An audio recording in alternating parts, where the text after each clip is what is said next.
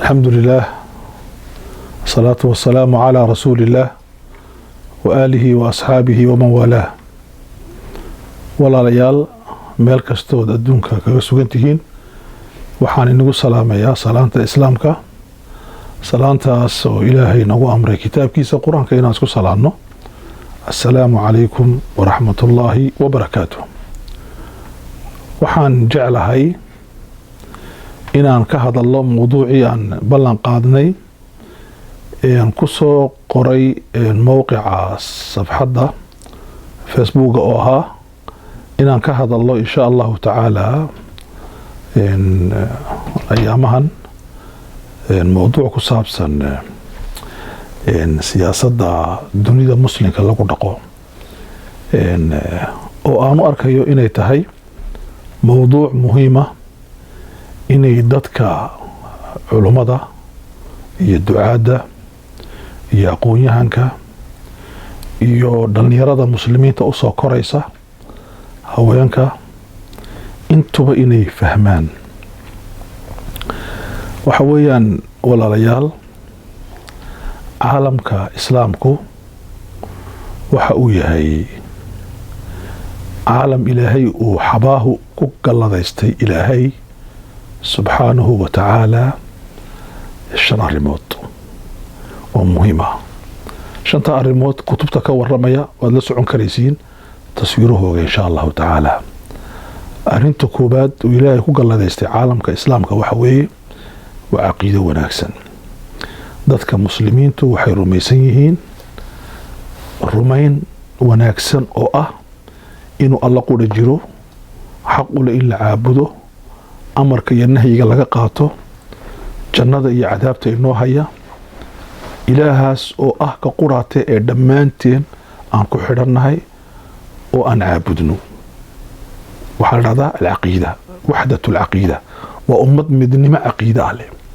waa quwad waa xoog ilaahay siiye ummadda islaamka caalamulislaamiga arrinta labaad uu ilaahay caalamulislaamiga siiyey waxa weeye subxaanahu wa tacaala alquwa alcadadiya stastiga tirakoobka oo 3 arrimood wata waa marka hore waa caalam tiradiisu ay tahay 1,700,000,000 oo milyan oo ruux marka waa quwa cadadiya kabiira jiddan ilaahayna reer dhan oo ilaahay uu nebi u diray buu ku yidhi wadkuruu id kuntum qaliil waxaad xasuusataan waqti aad yaraydeen fakaharakum ilaahay ina badiyey culummadu waxay dhahdaan tirada badan waa awood weeye jain maanta shiinuhu muxuu ku noqday quwad adduunku oo ka dambeeyo waa tirada hindiya maxay ku tahay quwad waa tirada maraykanku wuxuu ku yahay quwad waa tirada ruushku wuxuu ku yahay quwad waa tirada marka arrintaasina waa muhiim maxaan dhahnay walaalayaal cilmiyan muslimiintu waxay haystaan quwa cadadiya kubra waa kow dhinaca kale quwa cadadiyadu waa maxay muslimiintu waxaa 75% waa dhalinyaro halkaa waxay ka yidhaahdaan culummadu waa shacbi khusuuba leh khusuubadu waa maxay ikhwaani fillah waa shacbi leh waxaa loo yaqaano barwaaqo dhinaca taranka waa shacbi tarma halka wadanada Yurubiyaanku qofku uu ka dhalo qof iyagu waxay haystaan 5 iyo 7 iyo 10 iyo 15 bay haystaan si mutataaliya iyo u koraan imika Masar oo kale 1960kii 30 milyan ilaa 40 milyan bay u dhaxaysay maantana waa 9 milyan waxaa la filayaa 2035 inay noqoto 135 milyan marka waa tiro xoog u kabcaysa Nigeria Pakistan Bangladesh Hind maxaa Indonesia Malaysia Turkiga saasoo kale marka arrinta labaad waa khusuuba ay leeyihiin dadka muslimiinta marka arrinta labaad haystaan waa taa weeyaan waa quwa cadadiya min xaysi sukaan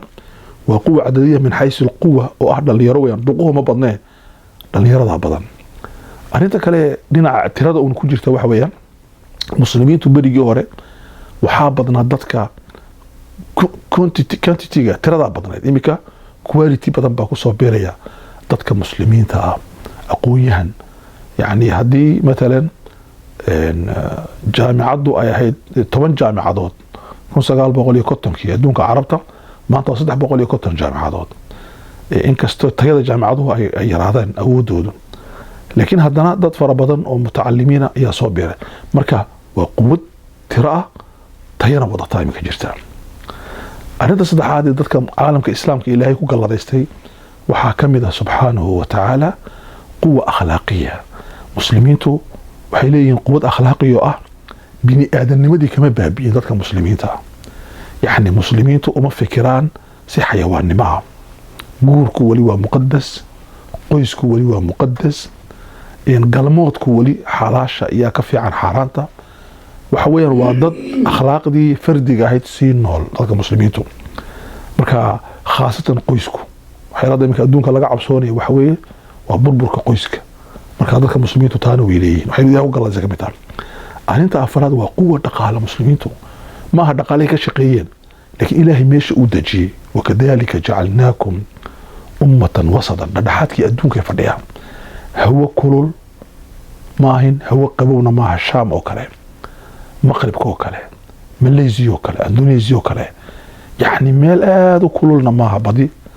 sida boosaaso iyo jabuuti iyo barbaro kale qaar iyo jiddi iyo laga yaqaano sacuudiga khaliijka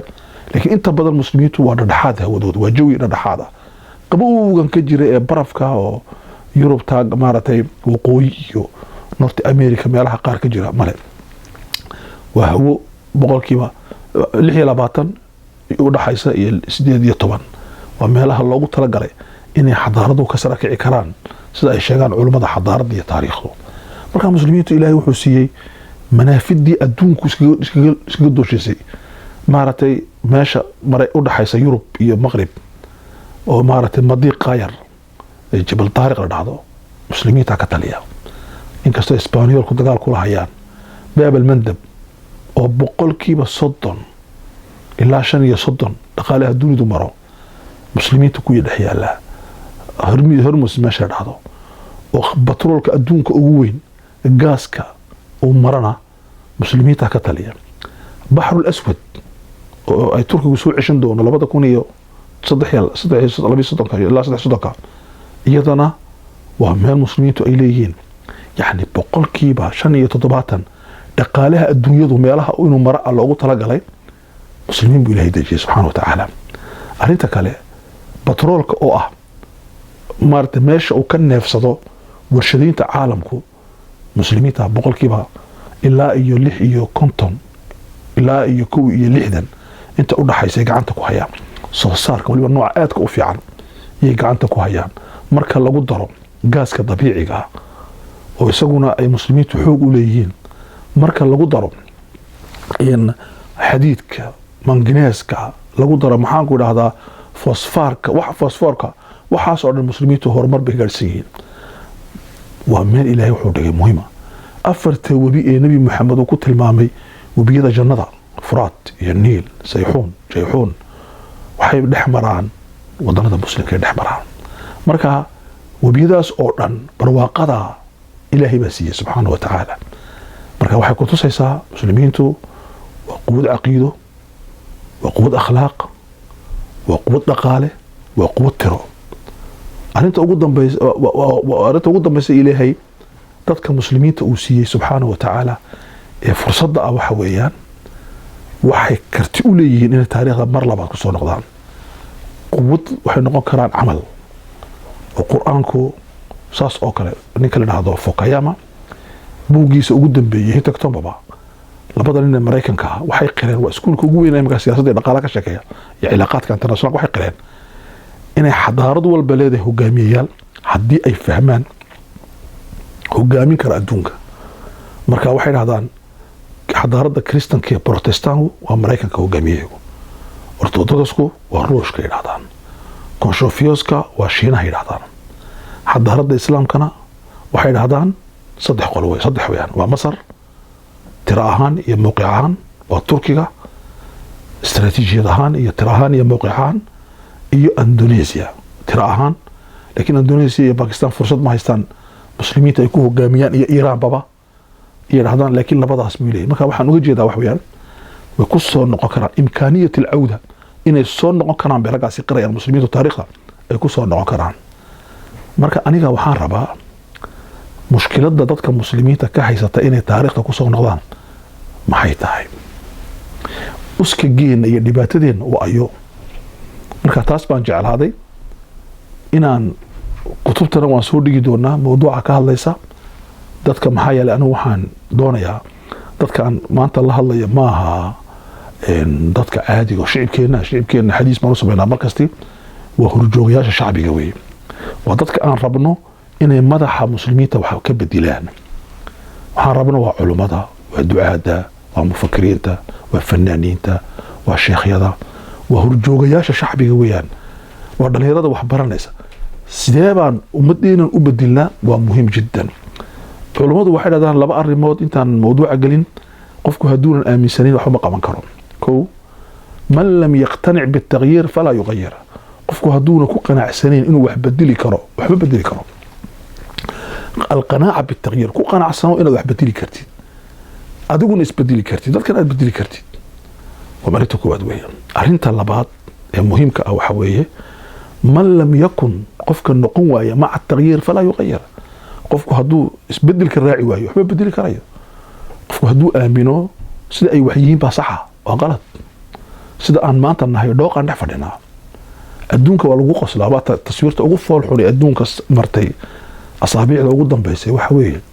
laba nin oo hogaamiyaal carbeeda oo muslimiinta hogaamiya oo la kulantay Trump madaxweynaha Mareykanka. madaxweynaha Mareykanka waa nin shacbiga Mareykanku ay doorteen, iyagaa ka dhigay madaxweyne, ha fiicnaado amba ha xumaado, ha la jeclaado amba ha la necbo. laakiin ummadda Mareykanka dooratay oo Clintonna diiday, isagana madaxweyne ka dhigatay. laakiin ummadda Masar Sisi may dooran. ummadda Masaaridu waxay doorteen madaxweyne Mursi, ilaahay xabsigaa ka soo saaro. ninkaabay doorteen ummadda Masaaridu. maxaa ninkii inqilaab ku sameeyey nin Sisi la yidhaahdo. ninka Sisi la yidhaahdo markuu imika yimiday magaalada Washington ee madaxweyne Trump uu la kulmay, waxaa kulmay nin la doortay iyo nin la dooran. waxaa kulmay nin ru'yo leh, vision leh, iyo nin waxba la socon oo iska jaahila. waxaa kulmay nin ummadiisu daba joogto, intay doonaan ku daba joogto, iyo nin ummadiisu ayna daba joogin. taswiirta maxaa lagu cabiray? aqalka cad waxaa la soo dhigay, waa arkaysa taswiirta waa anaga soo helnay iminka, waxaad ka arki doontiin inuu Trump fadhiyo aqalkiisii, Siisina uu la joogo shaqaalihii aqalka cad. arrintaa laba arrimood bay ku tusaysaa inuu Trump dadka muslimiinta u sheegaya iyo carabta inuu Siisi yahay shaqaale ka mid a guriga aqalka cad, wax kale maaha. laba, inuu shakhsiyad lahayn. maxaa yeelay qaanuunka dawliga waxaan ku dhiganay inuu laba dowladood hadday wada sheekaysanayaan, dowladda yar iyo dowladda weyn, Baxrayn waa dowlad yar, Jabuuti waa dowlad yar, Mareykanka, Shiinuhu waa dowlado waaweyn, laakiin waa isku power. marka laga soo qaado dhinaca qaanuunka waa inay sor fadhiistaan ama wada joogaan. laakiin uu midna fadhiya, midna sare joogo, midna shaqaale ahaado, midna loo shaqeeyo ahaado, qaanuunka caalamiga kuma jiri jirin, iminkii kusoo biirtay. arrintaa waxaa ka horeysay ninka la dhahda Cabaadi ee ra'iisul wasaaraha ka ah wadanka Ciraaq. wuxuu u yimiday madaxweynaha Mareykanka, isagana waa la sare joojiyey. taswiirtaa ka fool xun baa jirta, waynaad arkaysiin markii uu Obama shirkii 8 wadan ee adduunka ugu dhaqaale waaweyn markay shirayeen, wuxuu fadhiistay inuu balla hadlo madaxweynaha Mareykanka, inuu balla hadlo Obama wuxuu ka soo qaaday qof aan maqlin, kadibna iska tagay. markii la kulmi waayo iska soo kacay. yani bahdalaadaas xataa Sisi shirkii ugu dambeeyay dowladaha lacagta ay galayeen wuxuu sugay inuu salaamo Obama. waxaa dhex galay madaxweynaha ra'iisul wasaaraha waddanka Hindiya oo u yeedhay gabadhii ra'iisul wasaaraha u shaqaynaysay, ninkan naga jooji buu ka yidhi, salaam buu doonayaa bas. yani foolxumadaas waxa ay ku tusayso dooqaan dhex fadhinaa, ummad ma nihin. miisaanka intaa laga ilaahay siiyey 5 arrimood, sidee ummaduhu uga faa'iidaystaan. ummaduhu iminka Jabaanku, ummadda Jabaanka 0 baa laga soo qaaday, ummad baa laga dhigay. ummadda Jarmalka 0 baa laga soo qaaday, ummad baa laga dhigay. laakiin ummad dhan oo islaam ah oo 1 milyaar ah ayaa noqotay sidii qabiiladii carabta oran jirtay Time, oo ninku markuu u gabiyo u yiri hadday maqan yihiin lama dareemo, hadday joogaanna lama tashado. 1 milyaar iyo 200 malyan haddaad joogtiinna maxamadid, haddaad maqan tahayna maxamadid. labada goor isku baa tahay, miisaan milihid. marka maxaa miisaanka inaga qaaday? waa taa waxaan jecelahay inaan ka hadlo. markaasi dadka la hadlayna dadka waxaan sheegnay kow miisaanka waxa naga qaaday waxa weeye istibdaadka dictatorada muddada dheer ina haystay ee waliba dictatoriyadii u arkay inay tahay waxa qura ummadan lagu xukumi karo ilaa ay yiraahdeen carab waxa xukumi karo amba nabi amba dictator waxa sidaa yiri ma aragtay yiraahdaan ninkii la oran jiray ibn khaldun rahimahullah laakiin ibn khaldun fikrada ma qabin ibn khaldun wuxuu sheegayay dadka acraabta la dhahdo dadka yaani baadiyaha ee adag ee reemiga ee xoolo jooga nabi uu xukumi kara iyo barbarka iyo amba waxa xukumi kara nin nabi dhaxlo sheekhnimo uga dambeynaya amba nin xuquuq ku xukuma oo qabsada waxa yiri wuxuu la yanqaduuna bisuhula laakiin ummadu markay magaalada degaan minka qaahira imsa jirta Djibouti waa jirta 100 sano xamar imsa jirta 700 sano jirta imsa jirta maxaan ku dhadaa Basra imsa jirta caasimada islaamka oo dhan waa 100 sano kuma ku sano qaajiraan samara oo kale marka ikhwani fillah istibdaad kan gaboobay muxuu abuuray dictatoriyadu maxay abuurtay shicibkii bay ka dhigtay bilaa dareen sidoo adraaw jiri bilaa dareenkii muxuu abuuray dad la mubaalaada dad iska nool dad aan ku tilmaamo anigu موجودين فيزيائيا غير موجودين حضاريا جراهان وجران ولا ترنيا لكن دهان البحن معهن مجران وحن ادو لا يابين ايان دويتو اون دغيستي مثل الدكتاتورات السيسي ما شاغلي عبادي ما شاغلي اسماعيل عمر جيلو كان مال دويتو wuxuu yiri ninka la yiraahdo Cabdiraxmaan Boore aniga iyo 77 waraqadaha siiyay janafrigu saakuri yani waxyaalada cajiibka ka mid tahay inuu maaratay محمد بوري ما هنا محمود بوري وأبوجيها يا ريزيلعها أو ريجبوتيها أو فرانسيسكو وقرنايا بل أبيه فرانسيسها بتابع جيبوتيان وهي جزيرة جيبوتيان فرانسيسكو هاجتي عبد الرحمن ولا قرنايا إنه مرنا جيبوتيان نقول جيبوتيان كها لكن وحياة عجيب كواحد كم ذا ضد دكتاتورك وحو أمسيدك أنا سميه سو أنا جبي يجي ده حبشير أنا سميه بuu yiri kana aniga sameeyay marka waa xaalad cajiibka ay kamid tahay yani waa qariib qofka dictator dadkiina wala mubaaliin buu arkaya quraankuna arinta muxuu ku tilmaamay wuxuu doono haduu ku hadlo daaqigu aqbalayaan marka muslimiinta maanta halka ay fadhiyaan waxa dhigay waa istibdaadka weeyaan dictatorku ma hajiro cudur ma hajiro dictatorku waxa weeyaan waa waxa keena waa microbe weeyaan jiradu wax weeyaan waa dullinimada waa istixmaarka waa inaad dameer noqotid waa inaad qaabiliye yeelatid inaad aqbashid in lagu guumaysto aqbashid in lagu adoonsado laakiin jiradu taama tawajiradii laakiin jirada maxaa keena microbe waa maxay firisku waxa weeyaan waxa la yiraahdaa waa istibdaadka weeyaan waa dictatornimada okay adu wada aqbalaysaa faqad arinta ka baxna waxa weeyaan arinta labaad halka ina dhigtay maanta aan fadhino waa maxay waa fasaadka weeyaan فساد كيبا مستشرعة إما كان نبا لعقتي دولة قيمينية مسلمة مدحوينة بقر حورانيا قاعدتي سافران سؤال شكوه الرئيس وحويا سؤال عقو قيمين كرابا هل كوكا كاني كرا العقو قيميو لأنه وحا ممنوعة ننكا مدحا إنو العقيش قانونا وممنوع دستورا وممنوع محاكا لا ممنوع دينا وممنوع إما كترام بركي لا دورتي xoolaha igi oo dhan waxaan ku wareejiyay buri ubadkayga say uga shaqeeyaan anigu kama shaqeynayo waxaan ka shaqeynayaa dawladda u shaqeynaya okay waxyaaladii dawladdu ay siinaysa qaar badan buu iska tanaasulay wuxuu dhan taajir baan ahay meel kale aan ka helay wax badan laakiin kama shaqeynayo laba shaqo shirkadna ma yeelanayo isla markaasina madaxweyne ma noqon karayo waa qalad buu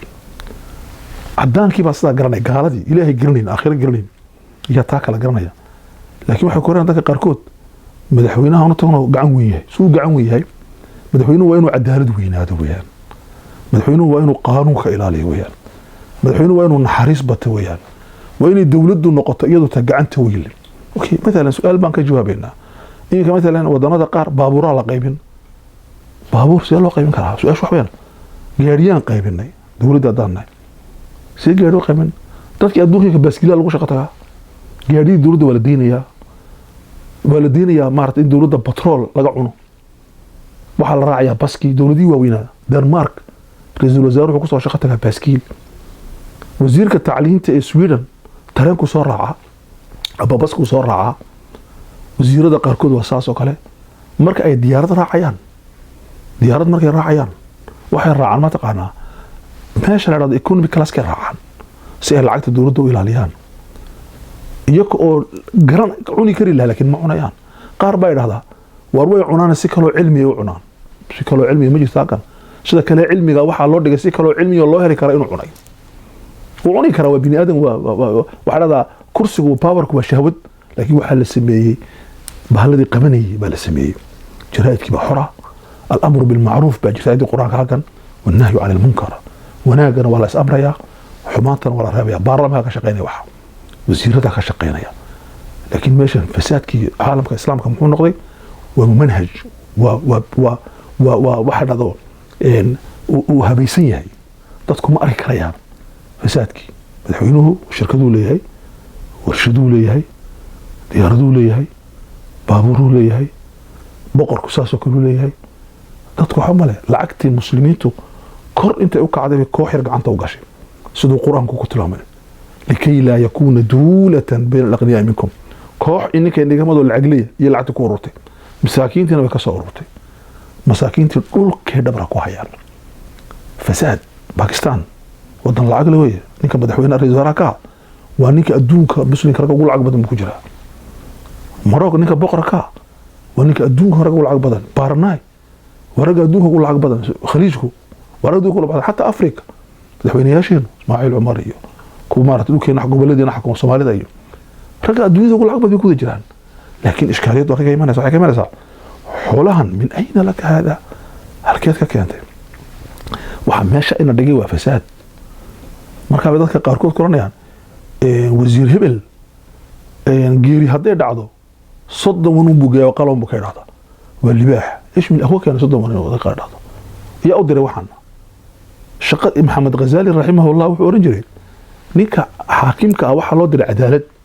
ninka sheekhaana waxa loo diray wanaag iyo diinta inuu baro ninka taajirkaana waxa loo diray inuu zakada iyo lacagta bixiyo ninka dhalinyarada waxa loo diray inuu zinaysan ninka maaragtay gabadha waxa loo diray inay xishmad iyo edeb yeelato nin qof kasta adduunka cibaado gaar u leeyahay laakiin inuu noqdo ninka dawladii inuu sadaqada bixiyo aqli ma taajirka sadaqada bixinaya لأن تاجر وش قيسته مركب وطاس ومهم ولذلك أبو بكر الصديق الغوري أدير بالسوق هتجي المسلمين السوق هالقادن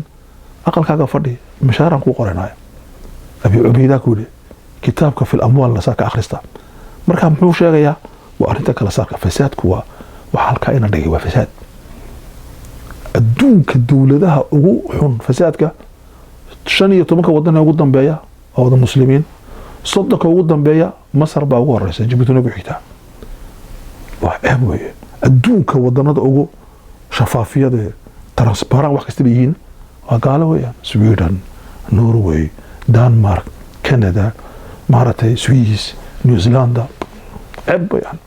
markaan ku faana kuntum khayra umma manaabirta ka akhna ummadda ugu khayr badan ummadda ugu tuugsan ummadda ugu dil badan ummadda wuxuu ilaahay nasiya ka tagnay wax kale ka shaqeeyna marka arinta labaad ee haysata waa taweel arinta saddexaad ee halka aan fadhino maanta inaan dhigto baxeen waa qabiilka weeyaan qabiilku waa afar nooc adduunka islaamka waxaa jira qabiil siyaasi ah qabiil siyaasi baa jira qabiilka siyaasi waa maxay ninkaan isku antireesnahay isku qabiil baana ninkaas la naqaana sida cuntada loo cuno isku reer baana ninka la cunina waa dilayna isku qabiil manay qabiil fikriya jira ninka ila fikirka waa ila qabiil ninka ila fikirayna ila qabiil ma مثلا wadaadada anu salafi baanahay qabiilada kala dhan horjeeda anu tabliiq baanahay anu ikhwaan ma waa qabiil fikriya anu cilmaani baanahay wadaadada naca anu wadaad baanahay cilmaaniga naca waa qabiil fikriya qabiilka saddexaadina waa maxay ee halista ah isaguna waa maxay waa qabiilka dabaqiga ah waa ka aan kala sareynta kooxna irka ay joogto kooxna ay dhulka joogto miskiin marka dheertid dharka u sito waa qabiil dad male kana waa qabiil kale wuxuu wataa baabuurda caalamka saddexaad lagu wato anu Canada dhex socdaa imika baabuur yaroo waxaa la wataa $20,000 iyo $50,000 la siiyo بينما لو وطا أفريقيا $100,000 قاعد لسيه 100,000 مليون فرق جيبوتيا ومارته والله ما ده حاجة أنجلي كريم بقول كونه دولار قال لي سي يلا وطا حاجة اللي وطا حلو رحتها بكدوس مال كاش دشي حلو رحتها شبرا مساريدي لوكي حلو رحتها ما نقول هذا اليمن حلو رحتها حمر ودمسن حلو رحتها مهرجيسة يعني تذكروا بابورك إلهي بيسي يقول لي وأنتم صاحب يقول لي هذا من فضل ربي بقوري وفضل إلهي سي سبحانه وتعالى مركز سوقا وبحث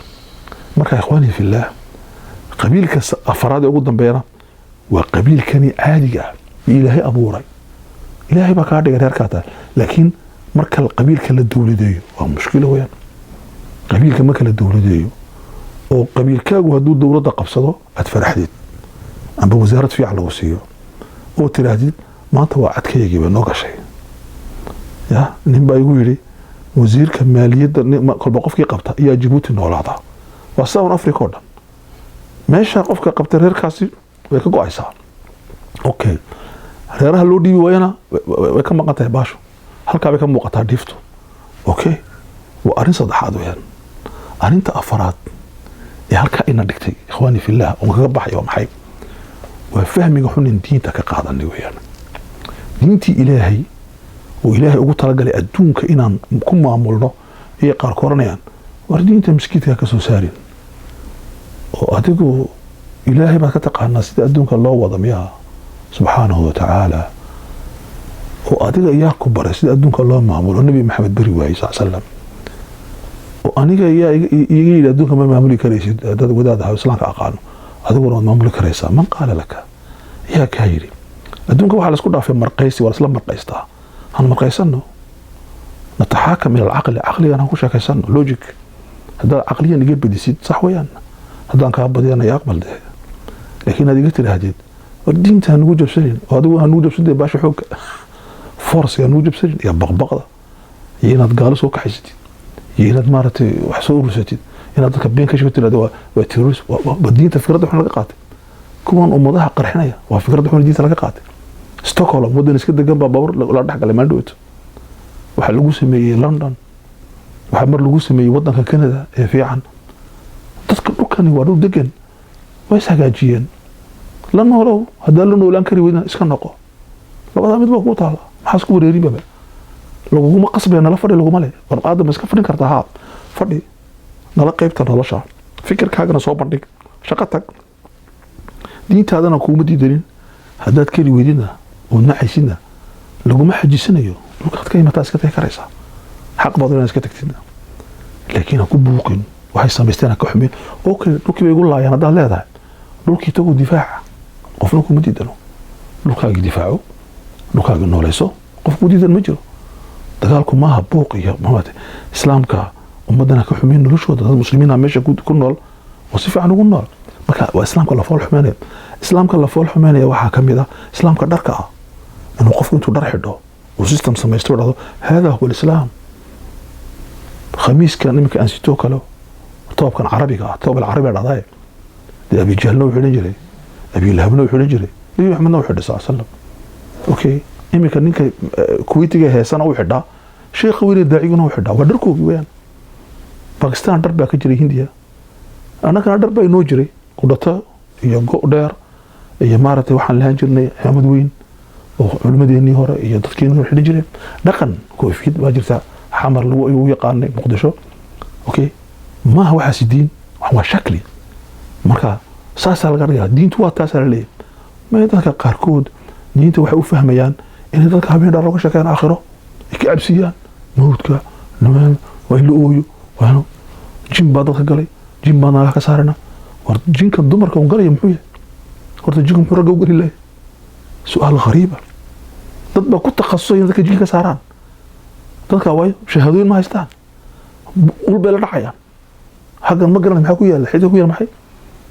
قارب الدمر كتعبنا او كل دكتور كو تعبتا عجائب مركب جيل كتابنا حق مو جرام يا حق مو جرام يا يسناتي كلي مركب قال من الله انو تعبان لماذا لان دكتور كو تعبتا اخي في الله دكتورك وحسوقات الشهاده علميه adiga حتى الشيخ يم اجازه ما يسدا علوم ما كسيه جيك لو صار علوم كتاب سنه تقال ومن اهل السنه والجماعه ومعتبرين ما يكسيين أجيك لك صاروا الشيخ ما هو سند حتى صح تاعي ما قفك سيها دور هذا أنا أجيك صاريا هدو تولو قفك قعنت تقول أنت محاسبين مركا إخواني في الله وحيلات ذلك المسلمين تماتا تذكي عقلي قال هدو حديث كور جوا أنا كوي علومتا رجوا وين وجا عندك صباح يديد كوسا صعدا مركا وحا أركان حيلي وخرافات ديتو حديث قالس ما ماشى إن عندك وحا كميدا أرنتا أو ضمبي ولا عليها مركا سؤال باتا لا سيان وقبحنا وحن ما يلا حلقة ما كان يدونا يا ما يلا وديك السويسي ما يلا ووح إلا يلحى وأياش جبان وجربك سمي وإنت كهرنا دول العباسية يسميسي ودول الأموية يسميسي وإنت كهر ودول الإسلام كنبي محمد سمي وقدمنا أبو بكر عمر يسميين خلاف الراشدة ووحى ما أنت شيئا سميني أنكو أركينا ووحى روشكو سمي يميك أنكو أركينا ووحى تركي ووضو يميك أنكو أركينا قفك الدونية إنو حالد نفوش حمل كبحو وحالد كلا قالوا لحرمات بسميها والقرآن تاعي إلهي وقرآن كيسا قري وليوحي إلهي نغير إيقا انظروا اسكن ولادا ما عقلي أنو حنكيها المسلمين قارهان تلك أفيا كواليا صدوا سنة اسكو أغناهم هبين دوتو قولم مجلس اللي فديه لأنه يرى أفر ساعة نشيكي سنة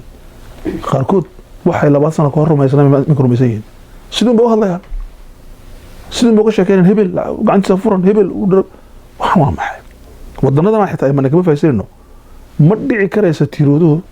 wadanka ninka xukuma inuu dariiq istaago lacag bixiyo ama gaari bixiyo هو كان الورم إيه لك هذا مسكين